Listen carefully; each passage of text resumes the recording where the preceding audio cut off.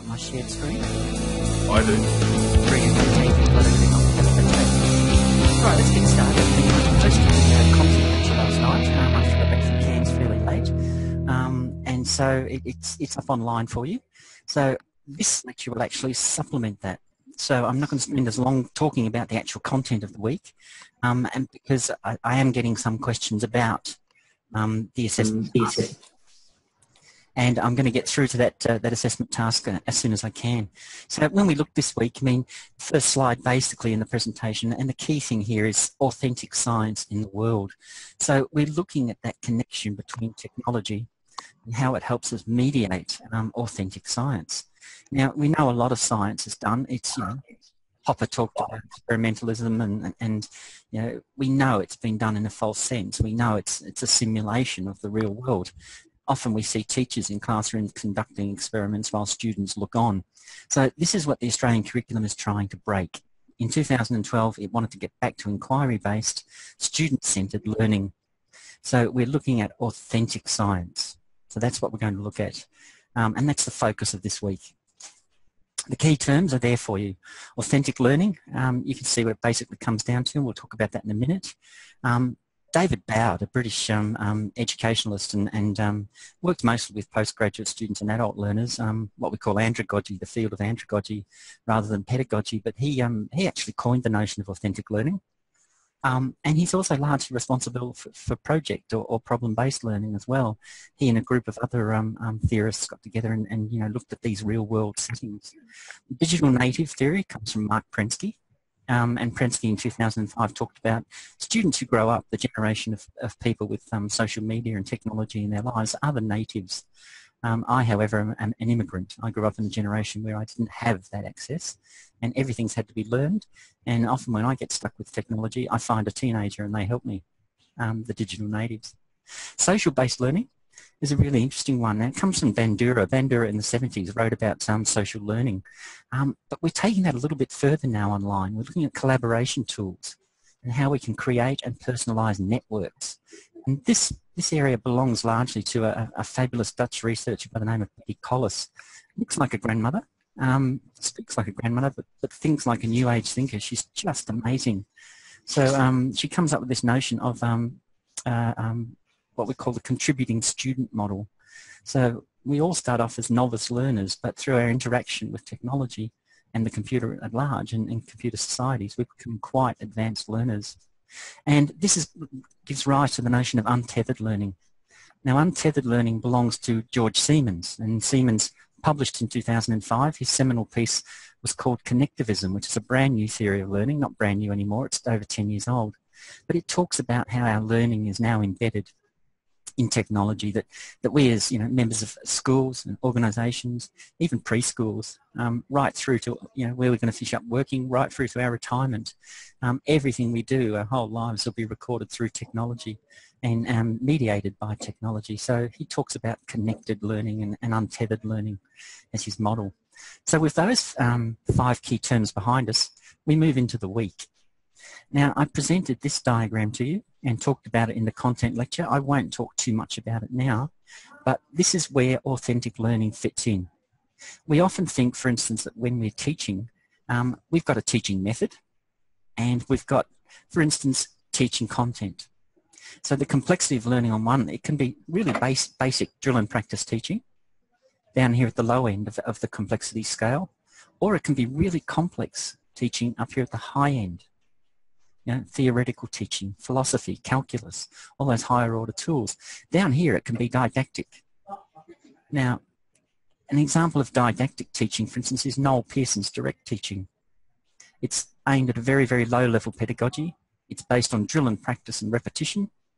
Okay, at a high end, if we've got constructivist teaching, and here's the stuff that Lev Vygotsky talked about in the 1920s. Okay, it actually didn't get published till the 60s and now has become, you know, the cornerstone or the benchmark of many of our current theories. Going backwards on this axis at 45 degrees, we've got artificial learning right at the forefront, sitting in a classroom, drill and practice. We've got the teacher as the sage on the stage. And at the other end of this scale, we've got authentic learning, where, for instance, teachers stand beside technology, or they stand beside games. and the learning takes place, really, regardless of whether the teacher's there or not.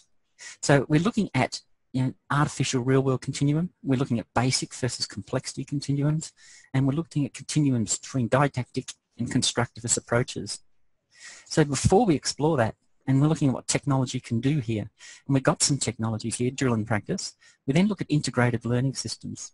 For instance, you may do a blog or a wiki, and that brings us to assessment task number 2, okay? Productivity tools. You may get students making video, using some, for instance, Prezi, using a whole range of production tools to, to mediate, to become more real world in their focus. And of course you get down ultimately to expression, visualization, simulation, problem solving with real data sets. Now that doesn't have to be really high technology. I saw a group of schools in Cairns, and they were doing fabulous work up and down the beach schools, doing up and down the coast, using GPS tracking systems to monitor bird species. And all they did was use a Google Docs spreadsheet, and every day they reported to James Cook University on their Google Docs spreadsheet the amount of species sighted and migration patterns of particular birds that they learned to identify and follow. And we can see here that they then become scientists. What Piaget in 1946 and 62 wrote about the child as a scientist.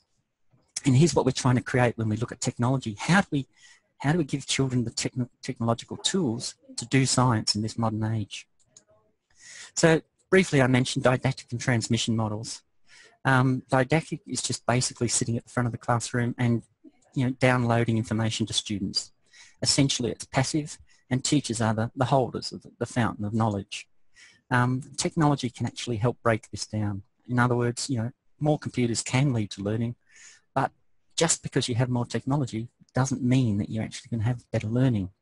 It's a really interesting intersection, and this intersection here is emphasized in this diagram of TPAC, where we look at TPAC, and TPAC stands for the technological pedagogical content knowledge of the teacher. And as you can see, it sits in the middle of this little Venn diagram, and it's a subset of the teacher's technological skills, of their content knowledge in this area of science, and of course in their pedagogical knowledge, that is the how-to, the nuts and bolts of teaching. So those three separate areas come together in a very small interface. Now the only problem I have with that diagram is it doesn't actually represent reality, because many primary and early childhood teachers actually lack technological knowledge. They're not trained sufficiently in ICTs and ICT applications.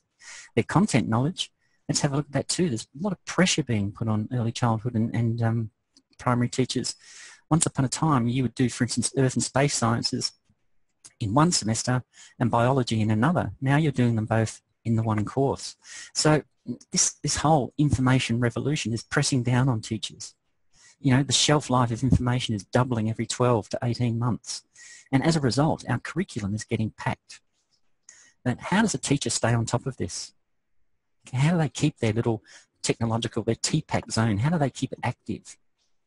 Okay, and the aim, of course, is not to master and take control of it. The aim is to step to the side, to be the guide on the side, and to facilitate using technology. And that's what this week's material is about.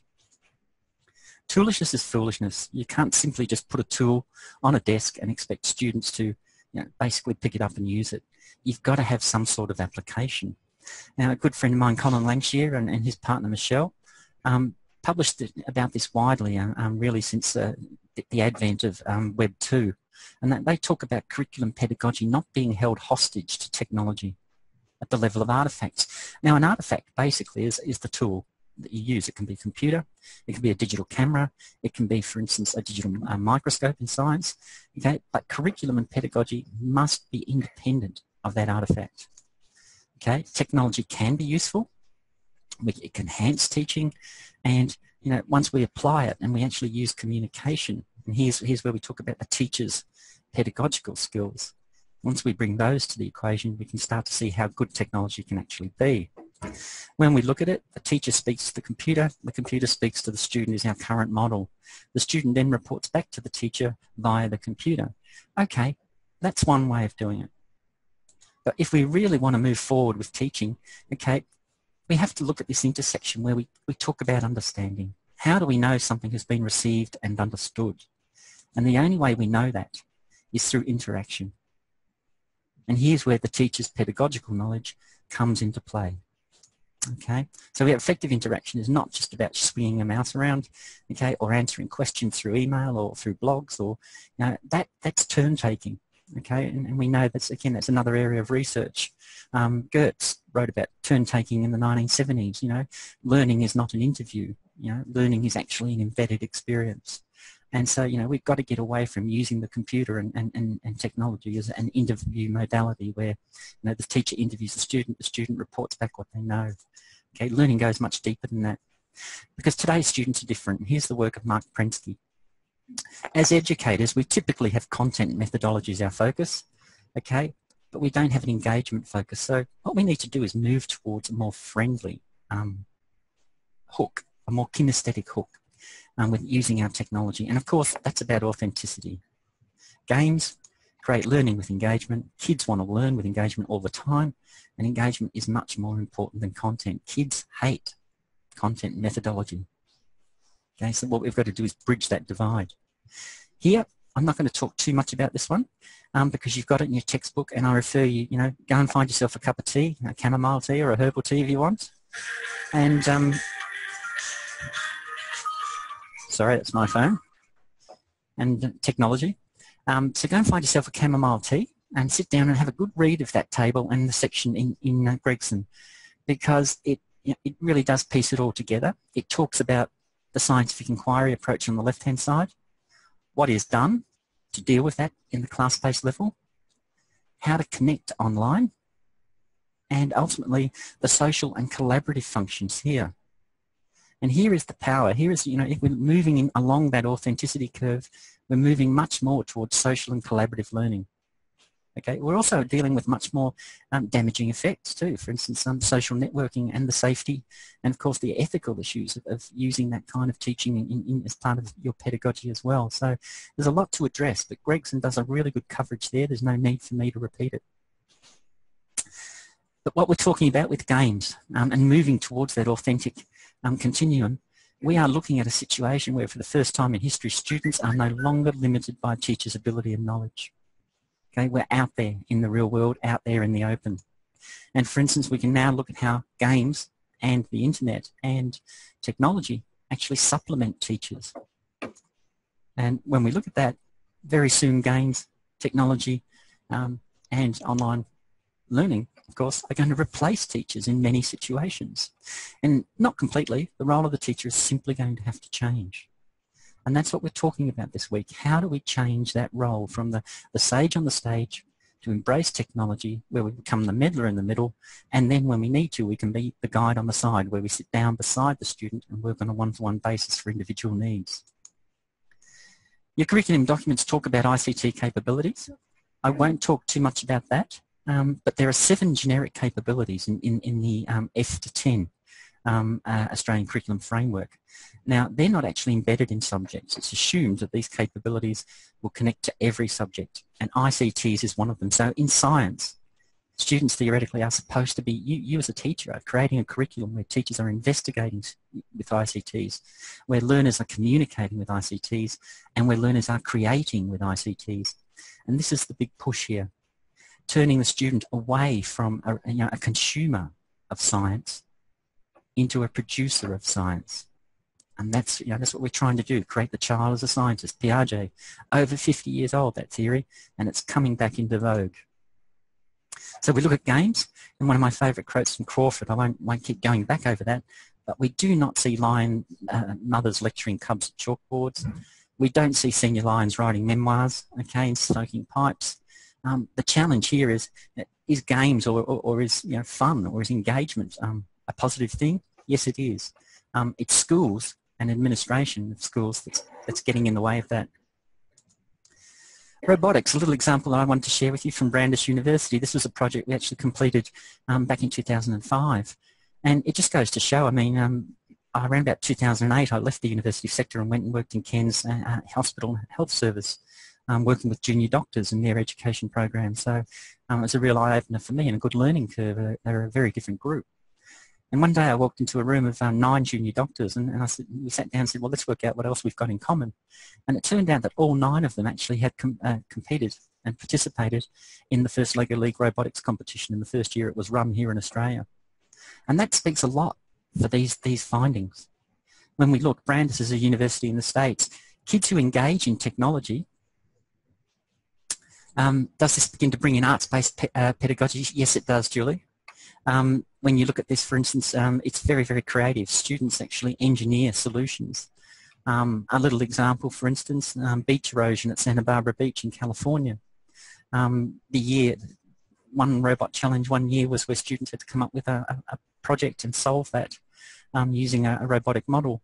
And a group of kids, Arnold Schwarzenegger was the governor at the time, and these kids actually designed a model where a piece of PVC piping was simply connected to some chains, and they put holes in the piping, and as the piping rolled out, it picked up sand and distributed it, and as the tide came in, the piping rolled in and it picked up sand and redistributed it. So in this group of kids, aged 12 years old, actually solved the beach erosions at Santa Barbara. They solved the problem of how to generate and solve beach erosion at one of California's most popular beaches.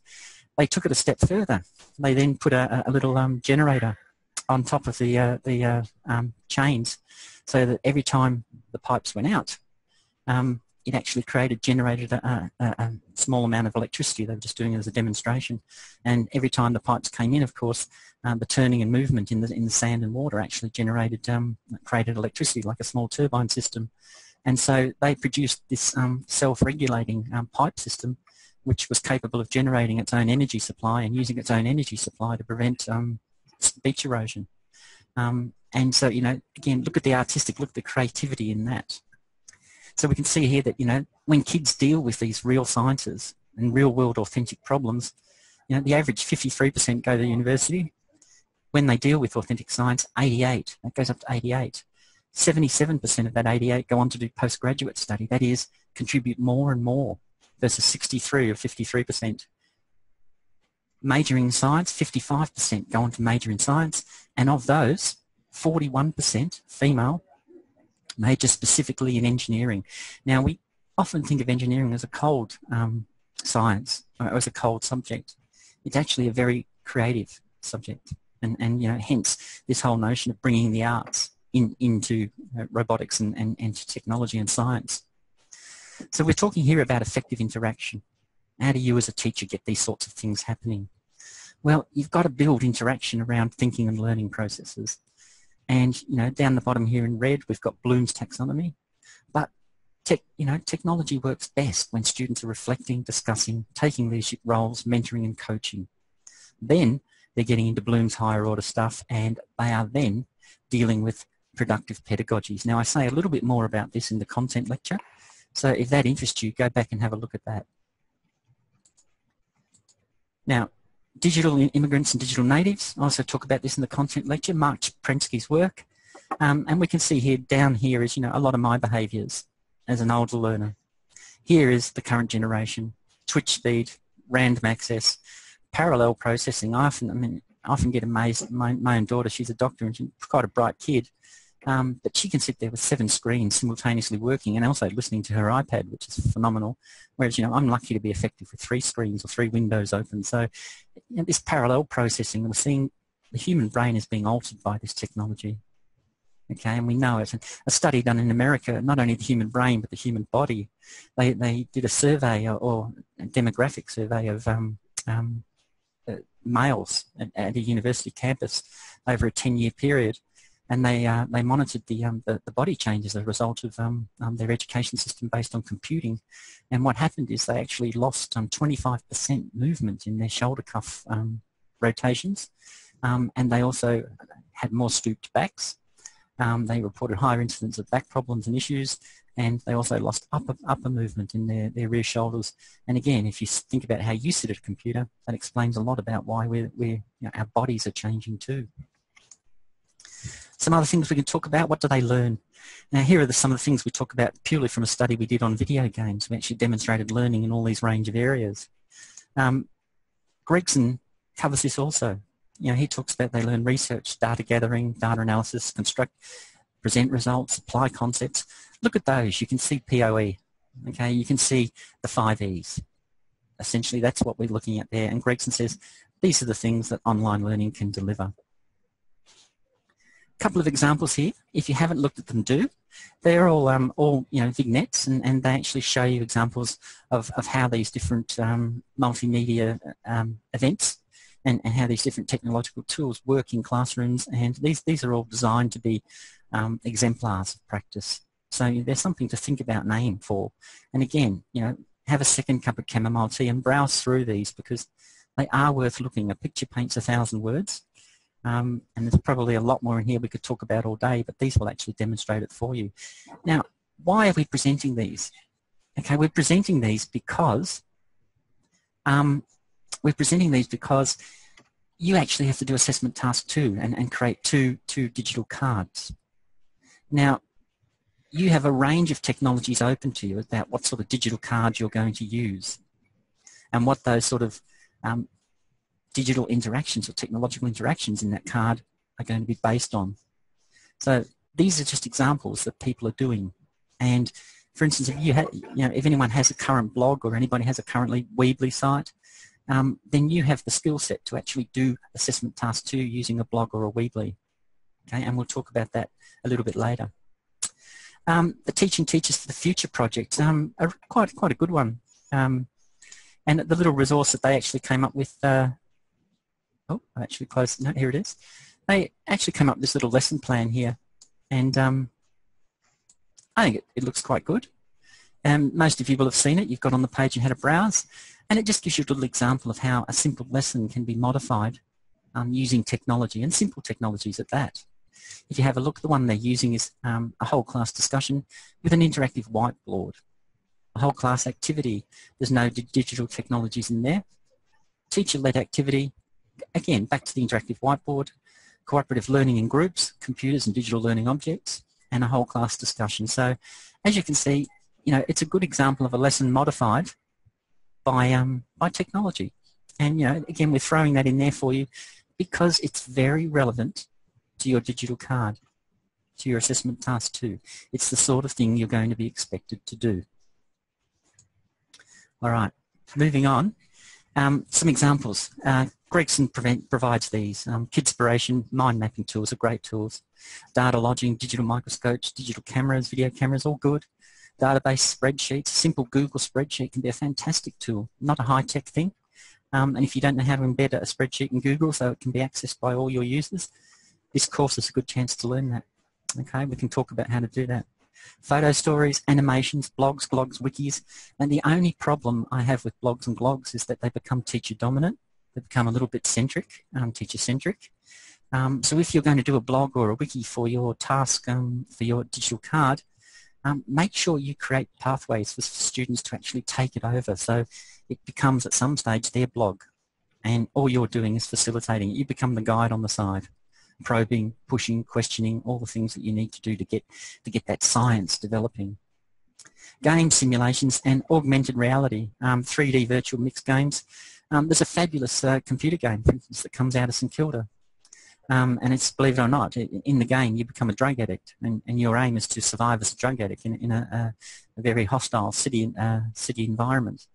So it's an animation, it's an augmented reality. There are real villains, there are real toxic drugs, there are real sex workers, there are all these different things in this video game, and it's obviously designed to educate street kids. So it's an augmented reality, and it's teaching them survival. And if you can get them to survive, ultimately, hopefully, you can ultimately get them into some help and support. The interactive whiteboard is I mean, in the content session, I went on to present a couple of things that, some of my favourites. And this is one I want you to think about when you're doing assessment task 2. How are you going to use technology? Your digital card is basically going to be, your digital card is essentially a lesson outline, a small sequence of lesson outline. And, how are you going to use them? And I really like the interactive whiteboard, and this picture says it all. The students at the front, the teacher is the guide on the side. We've got effective group work and interaction going on here. The learning is coming from the students. Okay, there's direct feedback, and the teacher is providing the facilitation. The computer's not hidden anywhere. You're not walking around trying to find out what websites they're on. It gets you and the students out from behind the computer, makes you independent. You know, computers sit on desks, they're dumb. It's us that walk around. We're strong, we're upright, we're doing the thinking and driving. It enables group work. It's visually very strong, and the dominant learning archetype, if you like, is a visual one. So models like this help a lot, particularly amongst young children. It moves away from the teacher. The teacher doesn't have the locus of the control. The teacher is, the guide on the side. At times, when it's necessary, she can stand up and be the sage on the stage.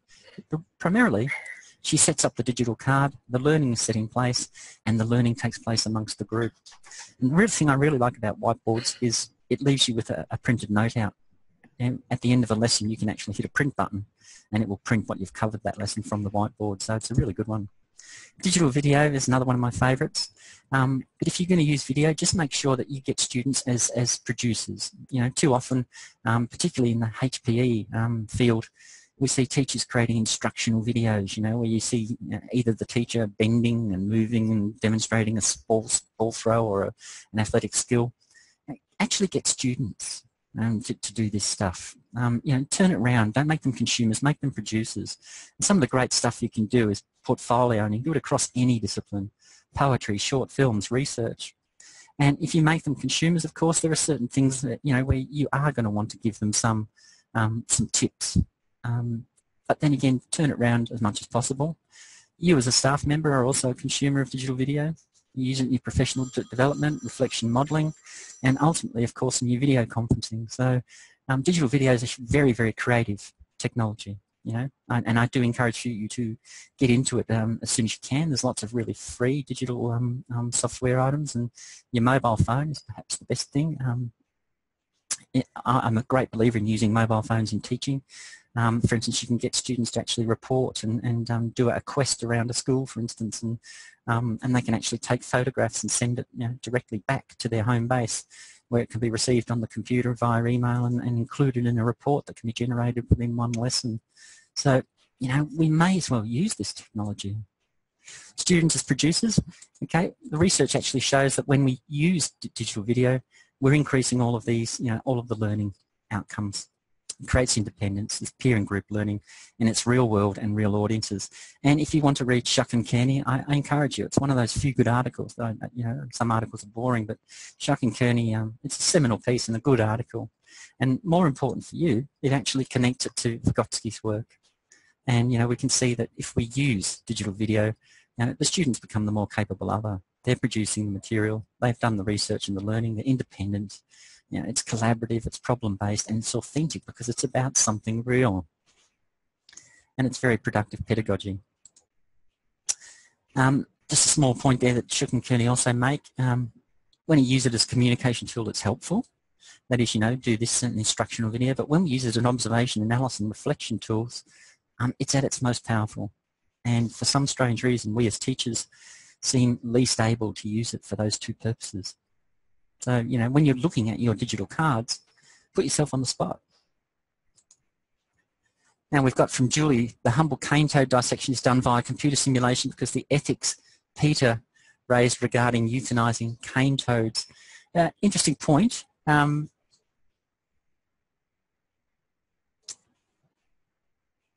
Interesting point, actually, very interesting point. That cross section between when you go into these sorts of modes of learning, it's the whole ethics and the safety issues do come into the fore.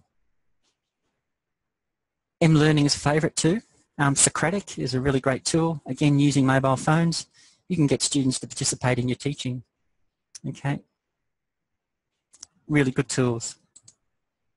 You can write a science song using a wiki. Now, the wiki probably the one that I'd encourage you to think about using if you're going to use a wiki as part of your digital card, where you get students to write back or log their findings or do their research investigation. If you're going to use a wiki for that purpose, Weebly is the one that I'd probably recommend because it's very, very easy to use. A forum. You may create a forum. Give one student the role, for instance, of a scientist, one, for instance, of a real estate property developer. And the student can be the person who interviews or integrates these two perspectives. And you may want to look at erosion, you may want to look at landfall, you may want to look at endangered species. So, you know, you can use the forums to do that. This is Mirapolis, it's an old one. There are better ones currently on the market. Blogging, okay, again, the caution with blogs, if you're going to use that in your assessment task too, they can be very teacher-centred. You know, try and create a blog that actually requires student mandates that students respond. And you know, that brings us to the whole notion that Julie raised there about the cane toad. Yes, you can perhaps post the video of the cane toad, and you know, one area to explore using the blogs would be the reasons, perhaps, as to why you know, it is ethically banned and ethically monitored. Even who Peter is. It's interesting. Audio, video, data conference, just little things I use every day. Skype, my partner lives in Cairns, so I'm chatting with her constantly. Google Docs is a really simple one. I store all of my documents in Google Docs and can download them using my mobile phone or using my computer anytime. I like to talk to my computer. I've got easy speaking, Messenger, Zoom, Jabber conferencing. Okay, for instance, if you do use a blog, you can actually finish that with a Jabber conference, it's the final piece. And I remember with robotics, in the year was 2008, and Dean Kamen, some of you may know Dean, he invented the Segway, you know, that little upright bike, and he's an American scientist and engineer. He also founded First Lego League Robotics, and he founded it in partnership with George H. Bush, the then President of the United States. So in a Year 9 classroom in Cairns, this robotics after-school group were engaging in an online Jabber conference with George H. Bush, with Dean Kamen, and with a guy from Russia who I can't actually remember now, and they were talking about the future of robotics and the future careers. And can you imagine how a group of, you know, Year 9 and 10 kids would benefit from speaking to people on Jabber in a live conference with such expertise and of such credibility? So, you know, we can use this technology to transform learning. We absolutely can. Right. Now, any questions about anything I covered there, please? I mean, I know we went through that fast, but that's a second dip. The first dip was in the content lecture. Go back and have a look at that. The second dip was just now. What I'd really like to talk about today, my mission is to talk about assessment tasks for a little while. Now, what I'd like to do, first of all, I think, is point you. We've actually put on up 2 examples online, and I'd like to point you to those. So I'll just grab one and bring it across on the board for you. Now, this is one example of a digital card. Now, when you look at the explanation of the task, it's really quite, well, it's quite, let's do that first. We'll look at the explanation of the task. It's got 2 parts, a part A and a part B. And part A of your digital card is where you've got to use professional literature, okay? That is, you know, literature grounded in teaching and learning, in education, to write a brief comparison of 2 alternate pedagogies for science teaching. 2 alternate pedagogies. This really means you've got to describe 2 different pedagogies in part A. The aim, of course, is to develop 2 digital cards, okay, that can be used by small groups of students in a primary classroom. The card should demonstrate a clear understanding of the pedagogy selected in part A and use content from the 2 strands of biology, earth and space sciences. They've got to be in digital format. Okay, in other words, they have to be able to be run through a computer structure. The card should cover a range of activities and include a card that's suitable for use by learners in a prep to 3 classroom.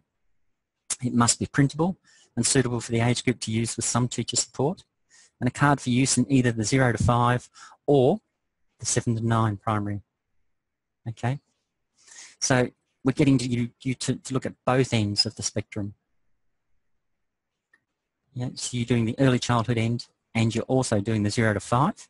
Okay, if you're an early childhood teacher, that's the upper end of the early childhood spectrum, and 7 to 9, which is the upper end of the primary spectrum, because if you do a primary degree in Queensland, you could still find yourself teaching up to Year 9 in a state secondary school. Okay, so that's the project as it currently stands. Now, what I'm going to do is pause there and get you to ask some questions. What about that confuses you, or do you not understand?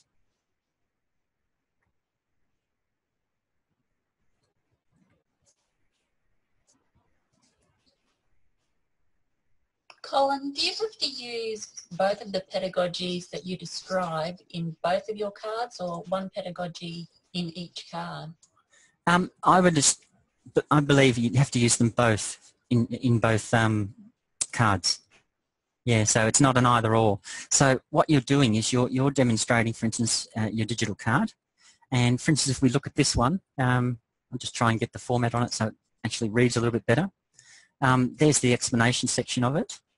And I just see where they make a statement about the curriculum links, okay? And they're doing cooperative and inquiry-based learning as one of their pedagogies, okay? And actually as both. One is cooperative and the other's inquiry. So they're saying that's put together, that's their curriculum package.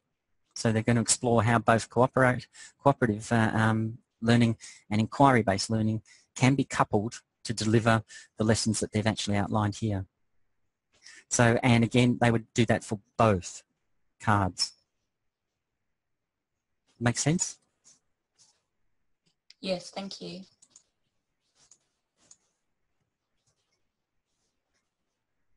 Any other questions?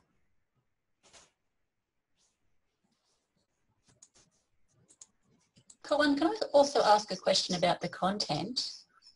Is there a particular sequence in which you introduce the science topic and the technology? Would you do the science first and then introduce the technology, or the other way around? Look, absolutely. I mean, I would assume you'd introduce the science first, because it's about the learning, the teaching and learning. The technology really has got to be the background element, or it's got to be the vehicle in which, that carries your digital card. So, for instance, you may do a Weebly, and in the Weebly, a Weebly is really a very simple web page, but it's just set out as a series of sequences and moves. For instance, if we look at this example that this student has done here, here is her first card. And you can see, even though it's a Word document, now this Word document can basically be put in a folder in a classroom so that every student can access it. All she needs to do is give them the file pathway so it's there. Or she could put it in Weebly as a web page and give the students the address. She could put it in Blogspot and create a user page and get all the students to go to that particular blog and then access this information. So, but the main aim is that the science would come first, and the technology is the way of packaging the science. In other words, what technology would you use in your structure of lessons here that you're reporting on your card, in this sequence of lessons? Which technologies are going to add impact at different times? She uses video here, for instance, as step 4. So obviously that must tie into the curriculum model that she's trying to represent. So she's got an instructional video here, a modelling process. Okay. Step 2, what she got here? She's got a worksheet, a PDF worksheet. So clearly we can see the the 5 E's or POE coming through there. That's inquiry driven. Here is a worksheet, and on that worksheet she's probably getting students to outline what they think they know about this subject and what they don't know, and how they intend to learn it. Step 3 is a YouTube clip. Okay, again, so it's probably connecting to the real world or to a real world example. And step 4, of course, is Bunnings, something a little closer to home, and this may result in a field trip to Bunnings, where they actually go and they attend a special grasshead session that Bunnings by arrangement would be happy to run. Okay, they're very, very good at coming good at that. And making their final grasshead. As you can see, it's just a little handout document here. So she's using a range of technologies, simple ones. They don't have to be complex. Remember, toolishness is foolishness. So your digital card is going to work much better if your technology is relevant to your students. First of all, if your science is engaging, it's fun, and it's game-based, which of course this is. This is a great little exercise. It's prep-based, as you can see, and it's inquiry. And then it's cooperative learning, where they come together to actually make the grasshead. So you can see, it's a really nice little package, and the technology's not really confusing. It's not very hard to make a link to a YouTube video. Okay, and it's also not that difficult to make a link to a Bunnings video. You can actually come up with your instructional cards, no problems at all. And again, she'd probably do a little bit of work, diagnostic work around here at step number 1. Follow this link to learn what plants need to survive. So there'd be, that'd probably be a classroom lesson. It may involve an interactive whiteboard or a blackboard, where students can actually demonstrate and map some learning. And from there, they would go through steps 2, 3, 4, and 5, where they finish up. Culminative task here is the grass head. So the science comes first, and then the decision from you is, what technology am I going to use to get that science to travel, okay, to have an impact, so that I can communicate and facilitate and interact with my students. What technologies can be the best for interaction? Does that help? Now, Kaylee said to everyone, where do we find that example? You will find on the assessment link on the Moodle. Underneath there, you'll see digital assessment task 2, digital task cards. And under there, you'll see sample 1s and sample 2. And you'll also see the instructions. So, go there and have a good read and get to know it. Both examples are really quite good and represent a fairly good understanding of the task. The second example, let's see if I can bring it across. Again, there's part A for the second example, and I'll just enlarge it. Talks about Bloom, the 5 stages of the 5 E's. Okay, so obviously, and the 2 chosen pedagogies down in the final paragraph there. Okay, they're using Bloom and the 5 E's. So taking a slightly different approach, using a very narrow definition of pedagogy. So they're applying Bloom and also the 5 E's. Here you can see their lower primary task card, and they've done it in a Weebly, as you can see here. So in other words, they've created a Weebly, a web. Weebly is for those who don't know, is just a free software package which enables you to build and store and create your own web pages. So you can create one for your class there, and you can store all the information you need. And that's what this particular student's done. So she's put the science task cards in Weebly, and there's a video of a caterpillar turning into a butterfly, so used video again. There's the outline of the 5 E's. Used the video of a life cycle of a butterfly, of course, which varies from butterfly to butterfly. If you're unfortunate enough to be the Hercules moth, you only live for 24 hours because you're born without a mouth. So it's a little bit tragic. And he completed it. You had to click on the link below and create a Tagzedo. Okay, so again, using a really, again, another free piece of software which will enable the students to reflect, again, these things that make technology really work. Okay, when it makes the technology work, when you click on these links and look at these free softwares, you can see how much it supports the interaction, how much it's a really good closure to the 5 E's model, for instance, the evaluation. So have a look at those 2 examples. And that, and once you've done that, what should happen is you should probably then have some questions. Okay, and if you do, then post those to the forum or email them through. The main thing is to get thinking about this, because everything we do in the next couple of weeks, if you're clever, everything you do can actually lead to completion of this task, because you build it step by step. So the task for this week is think about your technologies. Think about the reasons behind the technologies, what makes it work. It's got, game-based, authentic, all those kinds of things. So we've had a discovery here. It's just above the weekly topics list. Good. People are finding it. So the samples are there. Have a good look at them. Okay. Any other questions that you may have about this at this moment? I know it's early days, but if we raise this and we put it in front of you at this stage, it helps you understand why we are looking at, for instance, digital approaches, why we're doing the things we're doing over the next couple of weeks, because obviously each of them is going to step into your assessment task. Any other questions?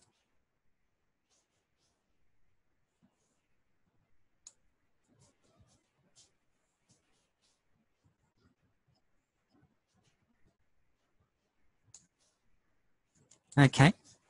Now, we also give you some examples in this PowerPoint slideshow. Gregson lists a whole lot of ideas on page 252. So, if you're thinking, God, what am I going to do? I'm stuck. Don't be stuck. Go to Gregson. Okay, have a look at page 252. A whole lot of ideas there. And Gregson's it's a really good text, actually. It's quite functional and actually gives you back a lot of information and ideas. They also list resources, 5 pages of them on 257 to 262. So, you can actually have a look there and see which ICTs, which software options are available to you. what will work, what won't. You've got your tools and websites on the right-hand block side of the Moodle. Wikispaces, wix.com, and I'd also recommend Weebly. That's capital W-E-E-B-L-Y. Very simple web-based publishing, and the reason why I recommend it is because in year 3 you need to use it for a pedagogy subject. So why not get the skills now and reuse them? Here are some online simulations and games. Okay, you may want to link into some of those as learning. The important thing now is don't let assessment item 2 start at the last minute. Start thinking about it now. Start asking questions, start sharing resources. The other textbook we have useful for this assessment, yes, definitely. So that's Teaching Primary Science by Loxley. And if you go, Loxley does something in every chapter, I think, gives you possible activities and outlines. So once you pick your 2 curriculum areas, and this is Fiona, good question. Once you pick your 2 curriculum areas, for instance, you may be doing space science and you may be doing astronomy, and you may be doing earth science, and you may, for instance, then be looking at the environment. So you've picked your 2 curriculum strands and substrands. Once you've picked those 2, then go into Loxley and have a look, and go to Gregson and have a look, and just highlight or note the resources that they would refer you to that are relevant, and go and explore them. Go and explore them, have a look and say, gosh, that ticks my curriculum box. We all live in trees, and in our trees we have our favourite fruits, and your favourite fruits are going to be different to my favourite fruits. And you may not like robotics. Robotics are one of my favourite fruits. You don't have to like it. You've got your own. So go out there and find out what they are, what makes you comfortable as a teacher. These little ICT fruits that you're storing there that you're going to keep for a rainy day. Any other questions or comments? Has that been helpful to you today to talk about that?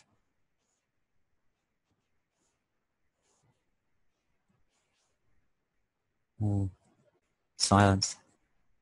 Yes, oh good, thank you. Please, I need to notice it's great to get feedback. As a teacher, you'll appreciate that too, because you then know where to direct your efforts and energy.